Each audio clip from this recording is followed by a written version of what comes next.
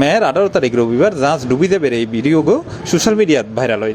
যেটা ভিডিওত জানা গিয়ে সন্দীপ চ্যানেলত বৈরী আবহাওয়াত উগ্র জাহাজ ডুবি যাত। পরবর্তীতে জানা গিয়ে এমবি ইয়াইলাহি MN 7839 জাহাজ মেয়ের 17 তারিখ কুতুবদিয়াতুন ফাতল লুটগড়ি মংলা দেবের সমত মেয়ের 18 তারিখ সকাল 11টা হইতে 12 তারিখকে সন্দীপ চ্যানেলত বৈরী আবহাওয়াত ফরিয়ারে ডুবি যায়। জাহাজ ডুবি দেবের সময় ওই ভিডিও দেখা যায় এটা বেশ কয়েকজন নাবিক ও জাহাজের ক্রুয়াল আছিল। পরবর্তীতে এমবি ইয়াইলাহি নামক ওই জাহাজগুলোর সংশ্লিষ্ট পরে হতা হয়ে জানা গিয়ে এটা 11 জন নাবিক এবং ক্রু আছিল, যারা ব্যাকুণরে নিরাপদে উদ্ধার করা হয়েছে।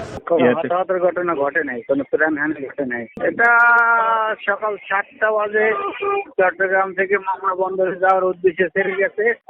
10টার দিকে সাগর উত্তাল হয়, বৈরী আবহাওয়া শুরু হয়। 12টার দিকে প্রচন্ড রুলিং এর কারণে জাহাজটি বামে কাত হয়ে ডুবে যায়।